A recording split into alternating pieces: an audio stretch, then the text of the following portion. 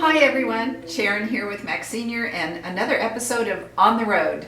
Today we're going to the farmers market at the Embarcadero Center in San Francisco, and I hope you enjoy it as much as I enjoyed bringing this episode to you. You know, it's been a while since I've been down to the Embarcadero, and boy, I don't remember these buildings being there at all. They were really beautiful. And before you go into the ferry building where the actual farmers market is, there's all of these artisans outside. And look at this guy's work. I was just fascinated by what he was doing and how you could just watch him create his art right there in front of you. And all of these pieces of art are made out of glass.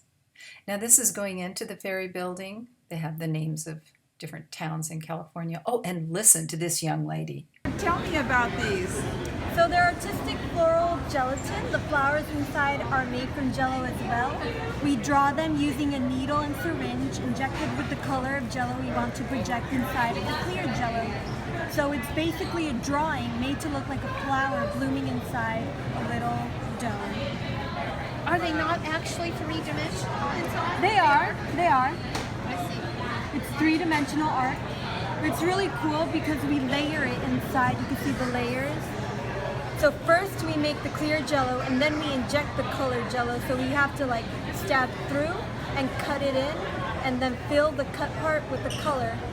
But we have to be very precise to get the shape of the flower. How long does it last out of the refrigerator? It lasts about a week in the fridge, sometimes longer, depending, because it doesn't have any preservatives. It's just That would be a pretty tape at the table. This place is really a veritable feast for the eyes. Oh, and I loved this shop. Tasty salted pig parts. My friend that was with me said, one of her friends said it was his favorite place. And look at this little pig. Tasty, yummy, perfect. All the different little sides of that pig that you can eat. And then they had a refrigerator with all of these, I don't know if those are sausages. Anyway, this is more to my liking, little honeybees. They had every kind of honey. I didn't know that honey came in so many different colors and textures. And look at all these samples that they had. And look at how different the color is. And the consistency. And then beautiful wax candles. Now this next shot is a place where you can actually go in and order hot food and sit at a table. Now, since I'm a baker myself and I love biscuits, I loved this young man's display of his biscuits. They were wonderful. He had everything you could imagine, and everything you can imagine putting on them, honey and jams, and he was just really delightful to talk to. And I'll let you hear his answer to my question. Are they special biscuits? They are, I made them. Oh, yay! So I have sweet ones, savory ones. Now this is going out the other door of the ferry building, and this is, I guess, where you'd catch the ferry to go to Sausalito. And this couple had goat cheese, and I enjoyed speaking to her too. They do have cheese making classes at the ranch. So the cheeses that we have, these are the cheese curds here in the front. Curds? Yes, ma'am. And what exactly is curds? Curd is the youngest cheese in the cheese making process. There's a picture right here. So this one they're using gravity separation to separate the whey. So when the milk starts to curdle a little bit, separate the water from the curdles, and that is the curd. And then they put them inside these little sacks to get a firmer consistency, and then it becomes a cheese curd. So they have the plain cheese curd, and then they have some that are seasoned. This one's herbs, garlic, and smoked. And then we also have a pure goat's milk feta. That's my favorite. Oh, it's delicious. I should have bought some of that cheese to put on some of this bread. Boy, this bread, especially this company, I love Acme bread. They're great. And I just think the loaves are so pretty. And one of my favorite fruits in all the world is Fuyu persimmons. And I thought the season was over. It's certainly over around here, but look at these persimmons. Oh my gosh, I went crazy. I got just a little bag full, but it was $11 for just a little bag full. But oh my gosh, they were pretty and delicious, and I'm still eating them. It was well worth every penny. And look at these grapes.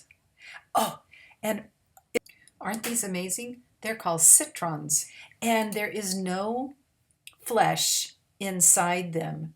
They are all rind, so you would use them as a table decoration, or you could zest those little arms. I just thought they were amazing looking. And I'm not sure what this is, what we're looking at here, but I recognize this. This is lavender.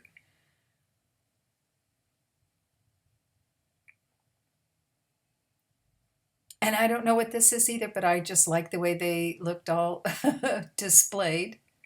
Let me see, softers. Do any of you know what a softer is? And of course they have all kinds of food cooked outdoors. And we went back inside at the other end of the building and started working our way back towards the other end. These are donuts, which I thought was kind of odd to look like that. And to me, this looked like Moroccan cookware. He didn't say it was, but I think they call those tandoors. Maybe someone out there can correct me. Oh, and mushrooms.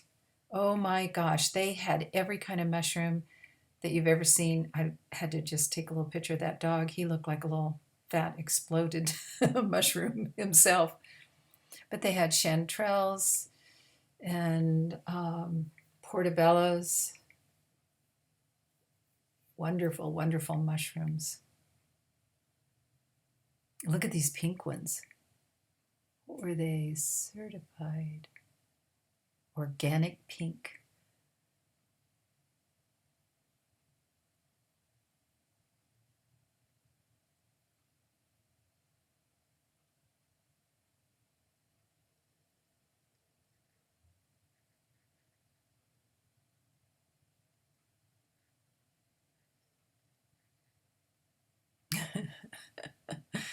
That t-shirt kind of got me. It was funny.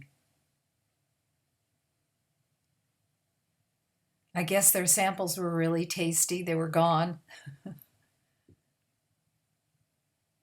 And mostly I videotaped this for you guys in case any of you out there are real meat eaters and wanted to see what they offered. I don't eat much meat myself, but I liked looking at it.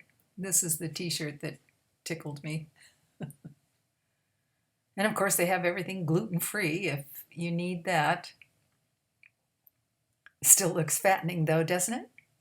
Now, I think I must have been holding my phone upside down. Yep, there you go. So let that be a lesson to you guys. If you're shooting video with your iPhone, make sure that the home button is on your right.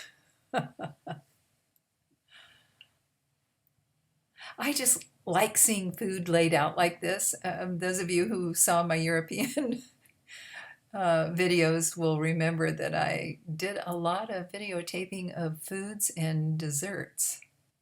And now I'm going to get a lesson about what is a Knish. We produce artisan Knish, over 16 flavors, and doing special ones every day. And what is Knish? Puff pastry filled potato pocket from Eastern Europe, brought to America in 1898 and in 1910 made popular by the American Jew as a Jewish snack food.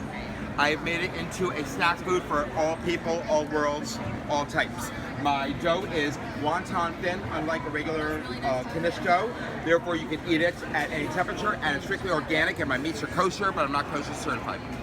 We make our own sauces. We have Vermicelli applesauce, rosemary honey mustard, 5-spice ketchup, 4-berry preserve, and mandarin orange cranberry cabernet preserve. Okay. You are King's Knish. And this shop had every kind of noodle you could possibly think of.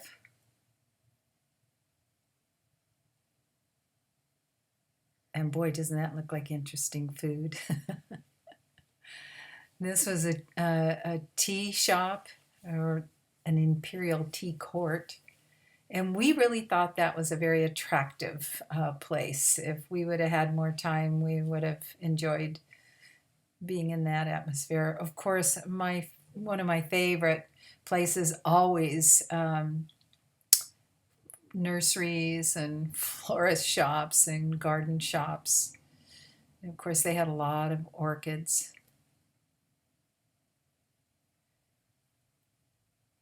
This is an interesting display, I thought. Yeah. Oh, and solar lanterns. How cool is that? And they're hiring if you know anyone that needs a job.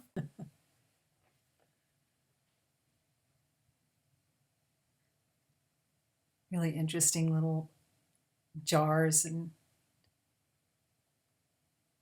wonderful soaps. Oh, they smelled so good.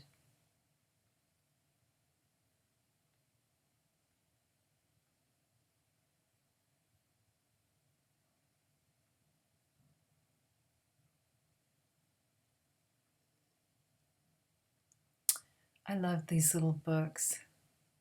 Oh, Thich Nhat Hanh is one of my favorites also. So we're back outside, and there was some music, so I'm going to go quiet and let you listen to the street sounds.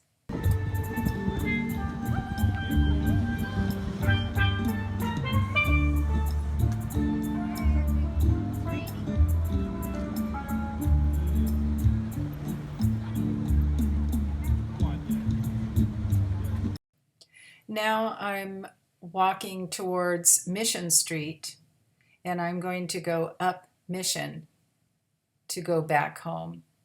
And that is a pink camellia bush. But look at these buildings. I'm just amazed at how different the city looks than what I remember it when I was a young person. There's less and less buildings made with square corners. They're rounded, they're curved, they're slanted. And even in the heart of the city, they've taken care to put in color and beauty and form everywhere. I was really impressed.